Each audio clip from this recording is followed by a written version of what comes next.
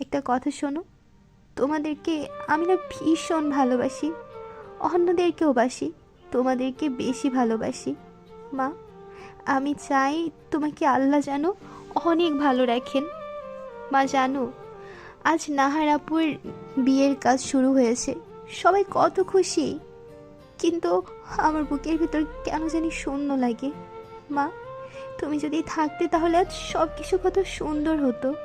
মা, আলভিকে আমি অনেক আগলিয়ে রাখি, আমি তোমাকে করা ওয়াদা রাখি মা, অথচ আমি চাই ও বুঝো আমি কেন এভাবে সবার থেকে দূরত্ব রাখলেও আর সাথে কেন রাখি না। আমি চাই না ও কখনো তোমার অভাব টের পাক, আমি চাই ও সুখে থাকুক, ইভেন ইফ দ্যাট মিনস ও একজন ভালো মানুষ হোক। ফারিসার হাত থেমে গেল এইটুকু লিখে, চোখের পানি কাগজ ভিজিয়ে দিল। সে আর লিখতে পারল না। অতীত। আদনান জাহানের প্রাক্তন স্ত্রী উম্মি সালমা বেগম, দেখতে শ্যাম বর্ণের, এই জন্য ফারিসাও তার মতোই হয়েছে, যিনি 7 বছর আগে আলভিকে জন্ম দিতে গিয়ে মারা যান। আদনান জাহান ও সালমা বেগম বিয়ে ছিল প্রেমের বিয়ে। বসন্তের প্রথম ভোরে এই শ্যাম বর্ণের রমণীকে দেখে প্রেমে পড়েছিলেন। খুব ভালোবাসতেন তিনি তার স্ত্রীকে, এখনও বাসেন। তাই তো এক ঘরে থেকেও জাহানারা বেগম এক বিন্দুও ভালোবাসা পায়নি। সালমা বেগম যখন মারা যান তখন ফারিসার বয়স প্রায় 8 বছর। মা মারা যাওয়ার পর ফারিসা এখন এমন চুপচাপ হয়ে পড়ে, কিন্তু আলভি জানে তার মা শারমিন ফারিদা, এবং ফারিসাও আলভির পরিচয় পত্রে মা হিসেবে শারমিন ফারিদার নাম বসানো হয়। বর্তমান ফারিসার রুমের সামনে আফরিন ডেকে উঠল, ফারিসা, তোকে ডাকছে সবাই, তাড়াতাড়ি নিচে আয়। আসছি আপুই, তুমি যাও। ফারিসা মুখ ধুয়ে নিচে নেমে এলো। সবাই খাওয়া দাওয়া শুরু করলো। আদনান জাহান খাচ্ছেন আর মেয়ের দিকে তাকাচ্ছেন। কেউ না বুঝলেও সে বুঝেছে তার মেয়ে কেঁদেছে। খাওয়া প্রায় শেষের দিকে। এই সময় আরিফ জাহান বললেন, হারিসা আম্মু, তোমার হোম টিউটর আগামী মাসের 1 তারিখে আসবেন। আচ্ছা বড় চাচ্ছু। খাওয়া দাওয়া শেষ করে সবাই উপরে চলে গেল। আদনান জাহান ফারিসার রুমের মধ্যেই প্রবেশ করলো। দেখলো তার মেয়ে গুটিসুটি মেরেই শুয়ে আছে। আদনান জাহান মেয়ের মাথায় কাছে বসলো। ফারিসা জানে কে এসেছে, তাই চুপ করেই শুয়ে থাকলো। আদনান জাহান মেয়ের মাথায় হাত বুলিয়ে দিতে দিতে বললেন, আজকেও কেঁদোছো মা? কেন কান্না করো তুমি? তুমি কাঁদলে যে আবার খুব কষ্ট হয়। বাবাই, মা না চলে গেলেও পারতো, তাই না? মা না গেলেও পারতো, কিন্তু আমাদের ভাগ্য যে এমনই মা, জন্ম নিলে একদিন তো মৃত্যুবরণ করতেই হবে। শুধু পার্থক্য, কেউ আগে আল্লাহর কাছে যায় তো কেউ পরে। মা একটা কথা বলি, আল্লাহ যাকে বেশি ভালোবাসেন তাকে কিন্তু তাড়াতাড়ি নিয়ে যান। এখন তোমার কাজ, তুমি তোমার মার জন্য নামাজ পড়ে আল্লাহর কাছে দোয়া করবে। তুমি কাঁদলে তো তোমার মা বেশি কষ্ট পাবেন। তুমি কি চাও তোমার মা উপরে কষ্ট পাক? না বাবাই, চাই না আমি। তাহলে আর কাঁদবে না, কেমন? ইউ আর মাই বেস্ট বাবাই, মাই বাবাই will always be the best man in the world. তুমি আমার খুব ভালো মা, এখন ঘুমাও মা। আদনান জাহান মেয়ের মাথায় হাত বুলিয়ে দিতে লাগলেন। ফারিসা আদর পেয়ে পরম আয়েসে ঘুমিয়ে পড়ল। আদনান জাহান মেয়েকে ঘুম পাড়িয়ে দরজা লাগিয়ে নিজের কোথাও চলে গেলেন। রাত 1:20। আদনান জাহান চুপচাপ বসে আছেন তার লাইব্রেরি রুমে। চারিপাশে বই, দেয়ালে এক জায়গায় সালমা বেগমের ফ্রেম করা ছবি। কত রাত তিনি এই ছবির সামনেই বসে থেকেছেন। বুকের ভেতরে অজস্র ভালোবাসা আর অপরাধ বোধ জমে আছে। নিজের মনে মনেই বললেন, সালমা, তুমি চলে গেছো 7 বছর হলো, আমি এখনো তোমার গন্ধ পাই, তোমার কণ্ঠ শুনি। মেয়েটা তোমার মতোই, একই চোখ, একই গায়ের রং, একই রাগ, একই চুপচাপ স্বভাব। তুমি চলে যাবে দেখেই কি আমার মেয়েকে তোমার মতন গড়ে তুলেছিলে? কিন্তু জানো সালমা, আজও ওকে আমি ঠিকমতো সুখ দিতে পারলাম না। চোখ ভিজে এলো তার, কিন্তু পর মুহূর্তেই শক্ত হয়ে উঠলেন। কারণ পুরুষের চোখে কান্না শোভা পায় না, তার কান্না কেউ দেখতেই পাবে না। রুমে চলে গেলেন। এই দুঃখ যন্ত্রণা এই দুটি মানুষ ছাড়া কেউ জানল না। শেষ হলো দুটি মানুষের একটি যন্ত্রণাময় অন্ধকার রাত। কেটে গেল 18 দিন। আজকে 22শে নভেম্বর। নাহারের সেমিস্টার পরীক্ষা শেষ হলো, আর 9 দিন পরে তার বিয়ে। দিন গুনতে গুনতে ছোটদের ভেতরে এখন এক অদ্ভুত আনন্দ ছড়িয়ে পড়েছে। বাড়ির বড় সদস্যদের মধ্যে বিয়ের ব্যস্ততা রয়েছে। বাড়ির মধ্যে যেন এক আলাদা প্রাণ চাঞ্চল্য। আফরিন পরীক্ষার ফলাফল প্রকাশ করার পর থেকে স্কুলে আর যাওয়াই হয়নি। ফারিসা ও আলভির স্কুল থেকে আদনান জাহান 15 দিনে ছুটি নিয়ে আসছে, তাই বাড়িতে স্কুলে যাওয়া নিয়ে কোনো ঝামেলা নেই। বাড়ির 3 গৃহিণী সকালের খাবার তৈরি করছে। আফরিন নামাজ আদায় করে বারান্দায় বসে এতক্ষণ পড়ছিল। নাহারের ডাকে আফরিন উঠে নাহারের রুমে চলে গেল। সকাল 8:30, সবাই খাবার টেবিলে বসে আছে। বাড়ির কর্ত্রীরা খাবার পরিবেশন করায় ব্যস্ত। সবাই খাওয়া দাওয়া করছে আর বাড়ির 3 কর্তারা বিভিন্ন আলোচনায় মশগুল রয়েছে। তাদের আলাপ আলোচনার মূল কারণ হলো নাহারের অর্থাৎ এই বাড়ির বড় মেয়ের বিয়ে নিয়ে। তারা আর 2 দিন পরেই ঢাকা যাবেন বিয়ের সকলের কেনাকাটা করতে। কিভাবে কি করবেন সেটা নিয়ে তুমুল আলোচনা হচ্ছে খাওয়ার টেবিলে। বেশ কিছুক্ষণ পরে সবার খাওয়া দাওয়া শেষ। ছোটরা সবাই উপরে চলে গেছে, নিচে শুধু বাড়ির বড়রা রয়েছে। এমন সময় আদনান জাহান বললেন, বড় ভাইজান সবাই তো হলো, কিন্তু একটা বিষয় মানে কিছু মনে না করলে বলতাম আর কি। আরে এমন আমতা আমতা করছিস কেন? যা বলার বলে ফেলতো। আসলে ভাইজান, জাহান বাড়ির বড় মেয়ের বিয়ে, কিন্তু বাড়ির ছেলে বাড়িতে নাই, কেমন দেখাই? আর কতদিন এইভাবে থাকবেন ভাইজান? ভুল তো আপনার ছিল, ছেলেটাকে ভুল বুঝে বাড়ি থেকে বের করে দিলেন। এখন বাড়ির ছেলে বাড়িতে ফেরার দায়িত্বও আপনার। আদনান, বুঝলাম ভুলটা তো আমার, কিন্তু আমি কাকে ফিরিয়ে আনবো বলো? আমি কি কম চেষ্টা করেছি ওর সাথে যোগাযোগ করার? কিন্তু তাকে তো পাওয়া যায় না। যে নিজে থেকে ধরা না দেয় তাকে কি করে ফিরিয়ে আনতে পারবো আমি, বলো? এমন সময় বাড়ির মূল ফটক থেকে কেউ ভিতরে প্রবেশ করতে করতে বলে উঠল, ফারসু, জান পাখি আমার, কাঁদে না শোনা। এই দেখ, তোর ভাই এসে পড়েছে। আমি এসে পড়েছি, কাঁদে না। মিস্টার আরিফ জাহান, আপনাকে আর কষ্ট করতে হবে না। আমি নিজেই নিজের বাড়িতে ফিরে এসেছি। আর এবার আমাকে কেউ চাইলে ভুল করে হোক আর ইচ্ছে করেই হোক বাড়ি থেকে বের করতে পারবে না। হঠাৎ এমন অচেনা মানুষের কণ্ঠ শুনি সবাই বাড়ির ফটকের পানে তাকালো। দেখলো একজন সুদর্শন যুবক হেঁটে হেঁটে তাদের সামনে আসছে। অচেনা যুবক? অচেনা না, এই বাড়িরই রক্ত এবং এই বাড়ির বড় ছেলে আরিফ জাহানের ছেলে আরাফাত জায়ান আয়ান। হ্যাঁ, দীর্ঘ 6 বছর পর আবার এই জাহান বাড়িতে তার আগমন ঘটল। সবাই তাকে অবাক চোখে দেখতে ব্যস্ত। এর মধ্যেই ফারিয়া বেগম আয়ানের সামনে গিয়ে জোরে কেঁদে উঠলেন। আয়ানের মুখ নিজের হাতগুলোর মধ্যে নিয়ে গিয়ে বলতে লাগলেন, আয়ান বাবা, তুই তুই এসেছিস বাবা, আমার কোলে এসেছিস বাবা। এই দেখ মেজো ছোট আমার ছেলে ফিরে এসেছি। আল্লাহ আমার দোয়া কবুল করেছেন। আয়ান বাবা, কেমন আছিস বাবা? আয়ান ফারিয়া বেগমের চোখের পানি মুছে দিতে দিতে বলল, আহা আম্মু, এমন কাঁদছো কেন তুমি? আমি ঠিক আছে, দেখো, আর কেঁদো না তো। তুমি কেমন আছো আম্মু? আমার কোলে ধন, কোলে ফিরে এসেছি। আর আমি বুঝি ভালো না থাকতে পারি? আমি খুব ভালো আছি বাবা, কিন্তু আমার কথা দে যে তুই আর আমায় ছেড়ে যাবি না। যাবো না আম্মু। এই বলে আরিফ জাহানের দিকে তাকিয়ে বললেন, এইবার কেউ বের করে দিলেও যাবো না। এগুলো রাখ, আয় বস এইখানে। আর এই ছোট মেজো, যা তো ওর জন্য শরবত তৈরি করে নিয়ে আয়।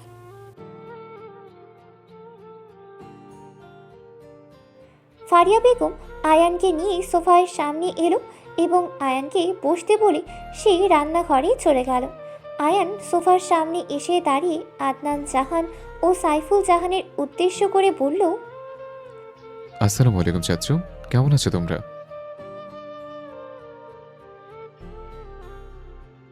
হ্যাঁ মেজো ভাইজান, ঠিক বলেছেন। বাবা বাসো না? আয়ান আরিফ জাহানের উদ্দেশ্য করে বলে উঠল, আসসালামু আলাইকুম আরিফ জাহান, কেমন আছেন আপনি? আশা করি ভালোই আছেন, তাই না?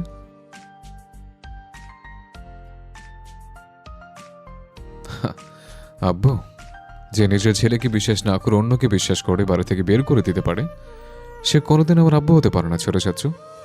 এমন কথা শুনে সবাই চুপ হয়ে গেল। আরিফ জাহান সাইফুল জাহানকে বললেন, সাইফুল, আমি অফিসে গেলাম, তোরা এদিকে দেখে তাড়াতাড়ি লিস্ট করে নিস। আচ্ছা ভাইজান। এরপর আরিফ জাহান চলে গেলেন। এই নিয়ে আর কেউ কোনো কথা বললেন না। কেউ চায় না এই নিয়ে আর কোনো ঝামেলা হোক, তাই সবাই চুপ করেই থাকলো। এর মধ্যে আরেকজন যুবক বাড়ির মধ্যে প্রবেশ করতে করতে বলল, এই আয়ান, দেখ না ভাই, আমায় বাড়ির মধ্যে প্রবেশ করতে দিচ্ছে না তোদের দারোয়ান। আর তুইও কি খারাপ, বাড়িতে না আসতেই ভুলে গেছিস ভাই, তুই নিবো খারাপ একটা। এই বলে দুই হাতে দুটো লাগেজ নিয়ে আয়নের সামনে এসে দাঁড়ায় আবরার। সবাই আবরারের দিকে তাকিয়ে রইল। এর মধ্যেই বাড়ির 3 কর্তি হালকা নাস্তা নিয়ে আসলেন বসার ঘরে।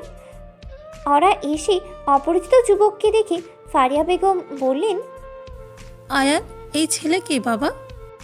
আয়ান মায়ের করা প্রশ্নের জবাবে বলল। আমার বেস্ট ফ্রেন্ড আম্মু। আর কিছু বলার আগেই আবরার বলে উঠল, আসসালামু আলাইকুম আঙ্কেল আন্টি, আসলে আমি আবরার আহমেদ, আয়ানের জিগরি দোস্ত। ও বাবা, বসো না, আয়ানের পাশে গিয়ে বসো, দাঁড়িয়ে আছো কেন? আবরার ফারিয়া বেগমের আদেশ পেয়ে বসে পড়ল আয়ানের পাশে আর বলে উঠল, ভাই, তোদের বাড়ির মানুষগুলো কি মিশুক রে, আর কি মজার মজার খাবার দিছে। ওই বুয়া আন্টির রান্না খেতে খেতে আমার মুখ তিতা হয়ে গেছে। আর তুই এইরকম বাড়ি ছেড়েছিলি? বেশি কথা বলবি না আপনার, চুপচাপ থাক। আয়ান ফারিয়া বেগমকে বললেন, আম্মু, আপু, ওরা কোথায়? ওরা সবাই ওপরে আব্বু। নাহার আর আফরিন মনে হয় নাহারের ঘরে, আর ফারিসা ওর নিজের রুমে আছে। আলভি গেম খেলছে ওপরে। আচ্ছা, আমি উপরে গেলাম। এ আবরার, আয় আমার সাথে। এই বলে আয়ান আর আবরার উপরে চলে গেল। আয়ান নাহারের রুমের সামনে গিয়ে দেখতে পেল বিছানায় বসা এক রমণীকে। লম্বা চুলগুলো ছাড়া সে বসে বসে ফোনে কী যেন দেখছে। আফরিনকে এমন অবস্থায় দেখে আয়ান এক ধ্যানেই তাকিয়ে রইল। হুট করে আবরার এসে আয়ানকে জোরে বলল, এ ভাই, তুই কোন দুনিয়ায় চলে গেলি? হঠাৎ এক পুরুষের কণ্ঠ পেয়ে পিছনে ফিরে তাকালো। দেখলো আয়ান তার দিকে তাকিয়ে আছে, আর আরেকজন আছে। নাহার বারান্দা থেকে রুমে এসে দেখলো আফরিন রুমের বাইরে তাকিয়ে আছে। নাহার আফরিনকে বলল, এই আফরু, কোথায় চলে গেলি? ওইদিকে কি দেখছি? নাহার আর কিছু বলতে পারল না। সে এক দৌড়ে আয়ানের সামনে এসে জড়িয়ে ধরলো আর বলল, আয়ান ভাই আমার, কত বড় হয়ে গেছিস তুই। এই ছেলেকে আমি কোলে করে বড় করলাম, আর এই ছেলে কত বড় হয়ে গেছে। ভালো আছিস ভাই? আমাদের কথা একটু মনে পড়লো না?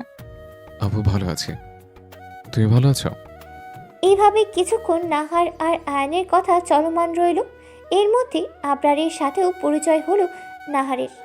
নাহার তার ভাইকে নিয়ে রুমে এসে আফরিনকে বলল, আফরু, দেখ কে এসেছে। আয়ান এসেছে যে, আমার ভাই এসেছে, কথা বল। আসসালামু আলাইকুম আরাফাত ভাইয়া, কেমন আছেন? ভালো, তুই? ভালো। আফরিনের কেমন জানি অস্থির অস্থির লাগছে, তাই সে ওখান থেকে নিজের রুমে চলে গেল। আয়ান দেখলো আফরিন চলে যাচ্ছে, সে ওইদিকে তাকিয়ে থাকলো। কেন জানি আফরিনকে দেখলেই আয়ান নিজের মধ্যে থাকে না। কিছুক্ষণ পর আয়ান বলে উঠল, আপু, ফারিসা কোথায়? কোথায় আবার থাকবে, ওর রুমেই আছে। আচ্ছা, আমি ওর কাছে যাই। নাহার আবরারের পানি তাকিয়ে বলল, আচ্ছা আবরার, তুমি আমার সাথে এসো, আমি তোমায় রুমে নিয়ে যাই, তুমি ফ্রেশ হয়ে নাও। আয়ান ফারিসার রুমের সামনের দরজা একটু ধাক্কা দিতেই খুলে গেল। সে ভিতরে চলে গেল। একই আছে রুমটা। টেবিলে একটা ডায়েরি খুলে রাখা, বাতাসে পৃষ্ঠাগুলো উঠছে। আয়ান বারান্দায় গেল। ফারিসা একটা বই জড়িয়ে রেখে চোখ বন্ধ করে বসে আছে। দীর্ঘ 6 বছর পর আয়ান আবার তার ছোট্ট বোনকে সামনাসামনি দেখল। ফারিসা বুঝতে পারলো কেউ একজন তার সামনে দাঁড়িয়ে আছে, তাই সেই চোখ মেলল। ফারিসা চোখ মেলেই যে এমন ঘটনার সম্মুখীন হবে কখনো কল্পনাও করতে পারেনি। ফারিসা আস্তে আস্তে উঠে দাঁড়ালো, তার শরীর কাঁপছে। আয়ান দ্রুত ফারিসাকে জড়িয়ে ধরল। ফারিসা আয়ানকে পেয়ে কেঁদে দিল। যে মেয়ে সহজে কাঁদে না, সেই মেয়ে কাঁদছে।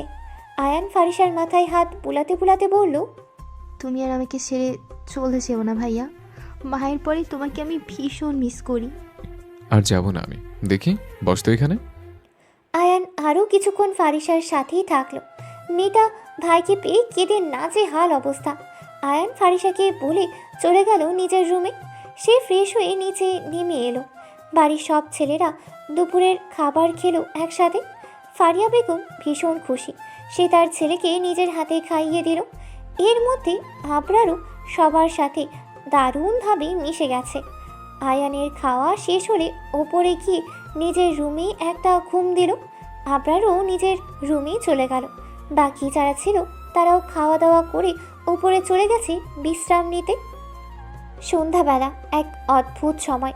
সন্ধ্যা নামার সাথে সাথে আকাশের বুক জুড়ে পাখিদের সারি সারি ডানা কাঁপানো শব্দ ধীরে ধীরে মিলিয়ে গেল। সূর্য তার চিরন্তন নিয়মে ধীরে ধীরে সোনালি আভা ছড়িয়ে পশ্চিমে ডুব দিল। সেই মুহূর্তে বাতাসে ভেসে গেল মাগরিবের আজানের সুর। এক অদৃশ্য টানে যেন সমস্ত পৃথিবী থমকে দাঁড়ালো। অজু সেরে নামাজ আদায় করলো আফরিন। নামাজ শেষে নীরবে নেমে এলো নিচতলায়। সবাই ব্যস্ত। নাহার নিজের রুমে, আলভি সোফায় বসে টিভিতে কার্টুন দেখছে। আফরিনের কোনো কাজ না থাকায় সে আলভির পাশে বসলো। আলভির পাশে একটা নতুন ট্যাব দেখতে পেল। আফরিন নতুন ট্যাব দেখতে পেয়ে আলভির উদ্দেশ্য করে বলে উঠল, কিরে আলভি, এটা কার ট্যাব? এটা তো আগে দেখিনি কখনো। এটা কোথা থেকে আসলো? এটা আমার টেপ, বড় ভাইয়া আমার এটা দিয়েছে। কি, তোকে এই ট্যাব আরাফাত ভাইয়া দিয়েছে? হ্যাঁ, শুধু আমাকেই না, সবাইকে কিছু না কিছু গিফট দিয়েছে। তোমাকে দেয়নি ভাইয়া? কই, আমাকে তো কোনো গিফট দেয়নি উনি। ওহ, তাহলে তোমার কথা মনে ভুলে গেছে ভাইয়া। এই বলে আবারও আলভি টিভি দেখতে লাগলো। আফরিনের ভীষণ মন খারাপ হলো। আলভির কথায় বুকের ভেতর হঠাৎ খচখচে শূন্যতা অনুভব করলো আফরিন। সবার জন্য গিফট, শুধু তার জন্য নয়। সে বিড়বিড় করে বলল, ভাইয়া সত্যি কি আমার কথা ভুলে গেছেন? সবার জন্য গিফট আনলেন, শুধু আমার জন্যই আনলেন না কেন? এর মধ্যে আফরিনকে তার মা ডেকে উঠল। এ আফরিন, এদিকে আয় তো। আসছি আম্মু। আফরিন বসার ঘর থেকে উঠে রান্নাঘরে চলে গেল। ফারিয়া বেগম পাকোড়া বানাচ্ছে, শারমিন বেগম কফি বানাচ্ছে, আর জাহানারা বেগম বাকি সবার জন্য চা বানাচ্ছে। আফরিন শারমিন বেগমকে বলল, বল আম্মু, ডেকেছো কেন? এই কফিটা নে, আয়নকে দিয়ে আয় না মা, ওর ভীষণ মাথা ধরেছে। একটু উপরে দিয়ে আয় না, আমার এখানে অনেক কাজ। এই কথা শুনে আফরিন মনে মনে বলল, ইস, পারবো না আমি। যে আমাকে মনে রাখেনি তাকে কেন আমি কফি দিতে যাব? মনের কথা মনেই রইল, মুখে আর প্রকাশ করতে পারল না। আফরিন বলল, আচ্ছা দাও, আমি দিয়ে আসছি। আফরিন শারমিন বেগমের থেকে কফির মগটি নিয়ে নিল। খুব সাবধানে উপরে সিঁড়ি বেয়ে উপরে উঠতে লাগলো। আয়নের রুমটি আফরিনের রুমের পরে। আফরিন আয়নের রুমের সামনে যে দরজায় টোকা দিল। দরজা আপনা আপনি খুলে গেল। আফরিন দরজা খুলে যাওয়ার কারণে রুমে প্রবেশ করলো। রুম পুরো ফাঁকা, কেউ নেই। আফরিন কফির মগটি নিয়ে বিছানার পাশে টি টেবিলে রেখে দিল। এই রুমটা খুব সুন্দর করে সাজিয়ে রাখা হয়েছে। আয়ান প্রচণ্ড গম্ভীর ও রাগী হয়, তার রুমে সচরাচর কেউ প্রবেশ করে না। আফরিন প্রায় অনেক বছর পর এই রুমে আসলো। সে এত সুন্দর করে গোছানো দেখে মুগ্ধ হয়ে সব খুঁটিনাটি দেখতে লাগলো। অনেকক্ষণ ধরে সে এই রুমে, কিন্তু কেউ যে একজন তার পানে গভীরভাবে দেখছে তা এই মেয়ে বুঝতেই পারল না। আফরিন যেই বারান্দায় যাওয়ার উদ্দেশ্যে পা বাড়ালো, তখন আয়ানকে দেখে ভূত দেখার মতো চমকে উঠল। আয়ানের পরনে একটা ট্রাউজার আর গলায় ঝুলিয়ে রাখা তোয়ালে। মাথা থেকে টুপটুপ করে গড়িয়ে পড়ছে পানি। আয়ানের মাথা ধরায় সে সবেমাত্র গোসল করে বের হলো। আফরিন এতক্ষণ ওর দিকেই তাকিয়ে আছে। আয়ান আফরিনকে বলল, কি রে, তুই এখানে কি করিস? আর আমার রুমে এতক্ষণ কি গবেষণা করলি? আসলে ভাইয়া, আমি আমি মানে কি আমি করছিস? সোজা সোজা বল, কাহিনী কি? না, আসলে আম্মু পাঠিয়েছে আপনার কফি দিয়ে, ওইদিকে রাখা আছে। আমি তাহলে আসি এখন? না, আমি কি যেতে বলেছি? এই রুমে এসছিস তোর ইচ্ছা, আর যাবি আমার ইচ্ছা। চুপচাপ এখানে দাঁড়িয়ে থাক। এই বলে আয়ান বিছানার পাশে বসা কফির মগটি হাতে নিয়ে মগে চুমুক দিল। আর একটু পর পর আফরিনের পানে তাকালো। আফরিন মাথা নিচু করে তাকিয়ে আছে আর বিড়বিড় করে কী সব বলছে। আয়ান কফি শেষ করে আফরিনকে বলল, এমন বিড়বিড় করে আমাকে গালি না দিয়ে সামনাসামনি দিতে পারিস, আমি মাইন্ড করবো না। হঠাৎ এমন কথা শুনে আফরিন সহসা বলে উঠল, না না ভাইয়া, আমি গালি দেইনি আপনাকে, বিশ্বাস করুন। আচ্ছা যা, বিশ্বাস করলাম। কফির মগটা দেন ভাইয়া, আমি নিচে চলে যাই। আবার যা করছিস? একবার বলেছি না আমার অনুমতি ছাড়া তুই বাইরে যেতে পারবি না। আফরিন আয়ানের ধমক খেয়ে চুপ করে দাঁড়িয়ে রইল। আয়ান আলমারির সামনে যে কিছু একটা বের করলো। সে আফরিনের সামনে এসে দাঁড়ালো। তার হাতে থাকা একটি গিফট বক্স এগিয়ে দিল আফরিনের সামনে এবং বলল, আলো, আমার দিকে তাকা। আফরিন আয়ানের পানি তাকালো। 6 বছর পর আফরিন আবার এই নামটি শুনল। হ্যাঁ, এই নামে শুধু তার আরাফাত ভাইয়াই ডাকে। তাই এই নামটি শুনে আফরিন সহসা আয়ানের দিকে তাকিয়ে থাকলো। আয়ানও আফরিনের পানে তাকিয়ে আছে। বহুকাল পর তারা একে অপরের দিকে অনেকক্ষণ তাকিয়ে থাকলো। আয়ান কিছুক্ষণ পর বলে উঠল, এই নে, এটা তোর জন্য আনা, ধর। এই বলে আয়ান দ্রুত গিফট বক্সটি আফরিনের হাতে ধরিয়ে দিল আর বারান্দায় চলে গেল। আফরিন হাতে থাকা বক্সটির দিকে একবার তাকালো, আবার বারান্দায় দাঁড়িয়ে থাকা আয়ানের দিকে একবার তাকালো। কিছুক্ষণ ওভাবে থাকার পর সে আয়ানের রুম থেকে বের হয়ে নিজের রুমে চলে গেল। রুমে এসে দরজা লাগিয়ে বিছানায় বসলো। আফরিন ওই গিফট বক্সটির দিকে তাকিয়ে রইল। তখনই শারমিন বেগমই আফরিনকে ডেকে উঠল। এ আফরিন, নিচে আয়, ফারিসাকেও ডেকে নিয়ে আয়। আফরিন শারমিন বেগমের ডাক শুনে বক্সটি আলমারির মধ্যে রেখে রুম থেকে বের হয়ে গেল। ফারিসার রুমের সামনে যেয়ে ফারিসাকেও ডাকলো। পরে নিচে নেমে এলো। তার সোফার দিকে চোখ গেল। সেখানে আয়ান বসে আছে, পরনে মেরুন রঙের ইন করা শার্ট এবং প্যান্ট। দেখতে অমায়িক সুন্দর লাগছে। সেখানে আবরার, নাহার ও আলভি বসা। বাড়ির গৃহিণীরা নাস্তা নিয়ে গেল কিছুক্ষণ আগে। নাহার আফরিনকে দেখে বলল, আফরো, আয় এখানে বসতো। রুমে কি করছিলি? কিছু না আপুই। এই বলে নাহারের পাশে বসলো। সেই মুহূর্তে ফারিসা নামলো। আবরার আয়নের সাথে কিছু একটা নিয়ে কথা বলতে বলতে তার চোখ গেল সিঁড়ি থেকে নামা শ্যাম বর্ণের রমণীর পানে, যে এদিকেই আসছে। নাহার ফারিসাকে দেখে বলল, পার্শ্ব বাচ্চা, আয় আপুর কাছে, আমার পাশে বস। ফারিসা বসলো। আবরার ওর দিকে তাকিয়ে রইল। একটু পর আয়ানকে জিজ্ঞেস করলো, আয়ান, এই মেয়ে কে রে ভাই? ওকে তো দেখি নাই। ও আমার ছোট বোন। ও, ওরা সবাই কিছুক্ষণ আলাপ করলো, যেখানে আফরিন আর ফারিসা ছিল নীরব দর্শক। আফরিন সচরাচর এমন চুপচাপ কবে থেকেছে কেউ জানে না। আফরিনকে এমন চুপচাপ বসে থাকায় আয়ান বলে উঠল, আলো, তুই এবার কোন শ্রেণীর ছাত্রী? হঠাৎ প্রশ্নের সম্মুখীন হয়ে আফরিন একটু থতমত খেয়ে গেল আর বলল, এইচএসসি পরীক্ষার্থী। শেষ আর কিছু বলতে পারল না এই উড়নচণ্ডী মেয়ে। আয়ান এইবার হাতে থাকা ঘড়ির দিকে তাকিয়ে দেখল কয়টা বাজে। এরপর আবরারকে কিছু একটা বলল। আবরারও তার কথায় সায় দিল। তারা দুই বন্ধু বাড়ি থেকে বের হয়ে গেল ফারিয়া বেগমকে বলে। রাত 8টা। আফরিন তার রুমে চলে আসলো। দরজাটা লাগিয়ে দিয়ে সোজা আলমারির সামনে গেল। কাঙ্ক্ষিত বক্সটি নিয়ে বিছানার মধ্যে বসলো। তার হাতে কাঁচি, যা দিয়ে প্যাকেটটি খুলবে। খুব সাবধানে বক্সটি খুললো। বক্সে যে এমন কিছু দেখবে ভাবতেও পারেনি সে। আস্তে আস্তে সব জিনিসগুলো বের করে দেখতে লাগলো। ভেতরে সাজানো যেন রূপকথার উপহার।